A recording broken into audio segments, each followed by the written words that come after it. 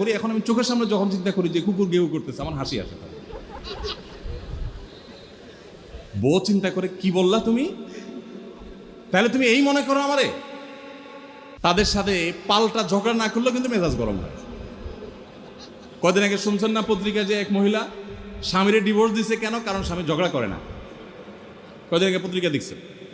থানুর রহমতুল্লাহর কাছে এক লোক এসে বলল, হুজুর, আমার বাসায় যখনই যাই দরজাটা খুলতে দেরি, আমার মাথার উপরে আকাশ ভেঙে পড়তে দেরি নেই। যেটাই করি, বাজার করে এনে তার হাতে দিলেও রাগ, রাখলেও রাগ, আমার সাথে সারাদিন শুধু ঘেউ ঘেউ করে। আর সহ্য করতে পারি না। আমারে কোনো দোয়া দুরুদ আমল শিখাই দেন যে আমার এই বাসার অত্যাচারটা যেন থামে। তো থানিম রহমতুল্লাহ বললেন যে, শোনো, তোমার একটা বুদ্ধি শিখাই দেই, দোয়া দুরুদ না। বুদ্ধি হলো, এখন থেকে বাসায় গিয়ে দরজা নক করবা, যে নক করার আগে 1 মিনিটের মোরাকাবা করবা। কি করবা? মোরাকাবা বুঝেন? ধ্যান। ধ্যান এটা কল্পনার জগতে ডুবে যাবা 1 মিনিটের জন্য, জাস্ট 60 সেকেন্ড। কি ধ্যান করবা? দরজায় যায় থামবা, থেমে চোখ বন্ধ করে মাথাটা নিচু করে চিন্তা করবা, আমার ঘরের ভিতরে একটা কুকুর আছে, আর কুকুর মানুষ দেখলে কি করবে? ঘেউ ঘেউ করবে। অতএব এটাতে আমার রাগ হওয়ার তো কিছু নাই। কুকুর কেন ঘেউ ঘেউ করছে এটা জিজ্ঞেস করার তার এক বোকামি। অতএব এটা আমি মাথায় কিছু নেব না, ইগনোর করবো। কুকুর থাকলে কুকুর তো ঘেউ ঘেউ করবে, এটা চিন্তা করে এরপরে বিসমিল্লাহ পড়ে নক করবা। তো এই বুদ্ধি অনুযায়ী পরের দিন আসছে বাসা, আগে 1 মিনিট মোরাকাবা করছে, এরপরে দরজা নক করছে। যথারীতি দরজা খোলার পরেই শুরু হয়ে গেছে যুদ্ধ।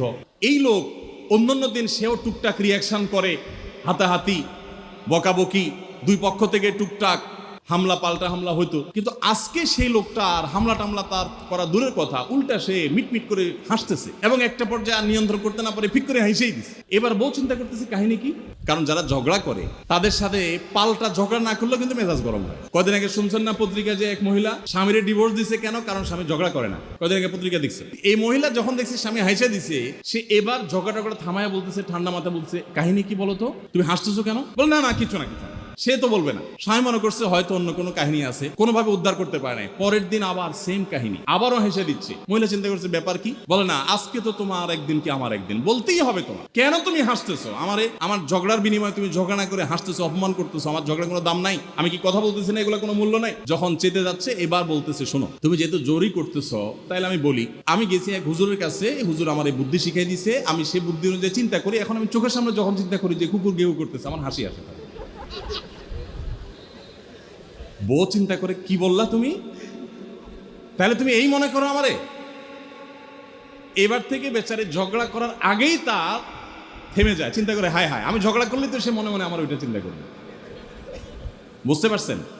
দাম্পত্য জীবনে একটু বুদ্ধিশুদ্ধি করে না চললে